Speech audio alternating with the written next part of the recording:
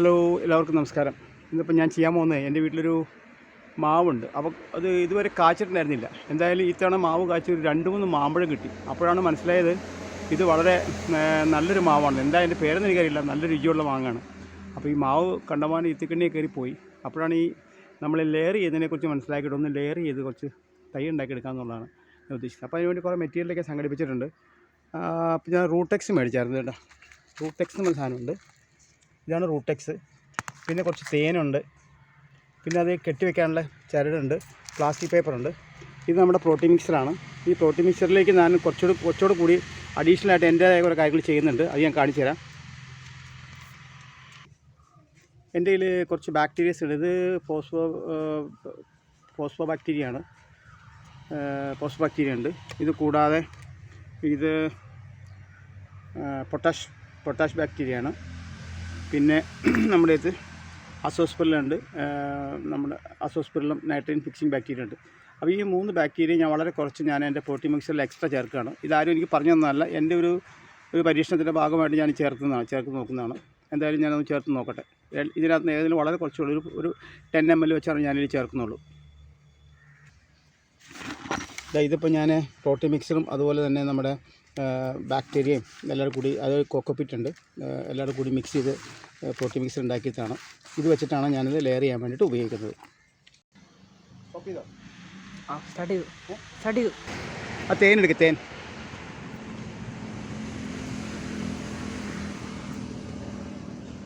എങ്ങനെയാടാ കൈവിട്ട് ചെയ്യണേ? കൈവിട്ട് എങ്ങനെ ചെയ്യും?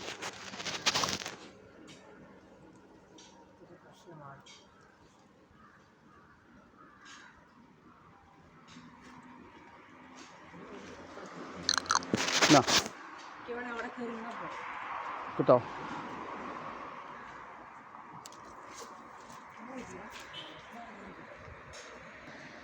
റൂട്ടെക്സ് എടുക്കുക. എന്താ വേണ്ടേ? അയ്യോ, പിന്നെ ഇവിടെ കയറുന്നതെന്ന് എനിക്ക് പേടിയാ. ഇങ്ങോട്ട് അതിന് റൂട്ടെക്സ് എടുക്കുക. പൊടി കയറി. ഈ റൂട്ടെക്സാണ്. ഈ റൂട്ടെക്സ് പൗഡർ തുറന്നിട്ട് ഇപ്പോൾ നമ്മൾ തേൻ പുരട്ടി വെച്ച ഭാഗത്ത് നമ്മൾ നന്നായിട്ട് റൂട്ടെക്സ് തേച്ച് പിടിപ്പിക്കുക.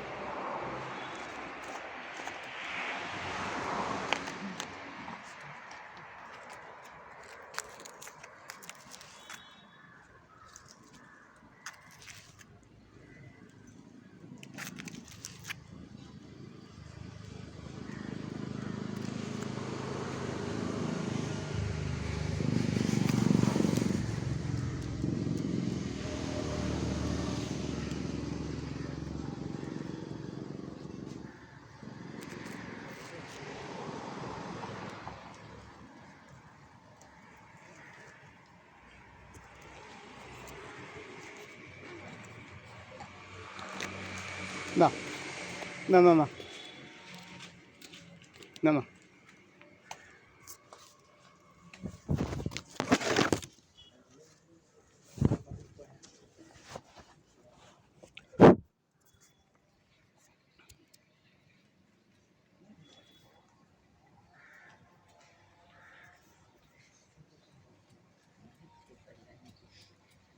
ഇപ്പോൾ നമ്മൾ ആ റൂട്ടെക്സ് ഫിക്സ് നന്നായിട്ട് കവർ ചെയ്തിട്ടുണ്ട്. കാരണം തേൻ ആദ്യം പറ്റുകൊണ്ട് ഈ റൂട്ടെക്സ് നന്നായിട്ട് ഇതിൽ പിടിച്ച് നിൽപ്പുണ്ട്. ഇനി നമ്മളെന്താ വെച്ചിട്ടുണ്ടെങ്കിൽ നമ്മൾ തയ്യാറാക്കിയ പ്രോട്ടീൻ മിക്സ് ഇതിനെ വട്ടത്തിൽ കെട്ടി പ്ലാസ്റ്റിക് വെച്ച് മുറുക്കി കെട്ടിയെടുക്കുക. ഇതാണ് ലെയറിങ്.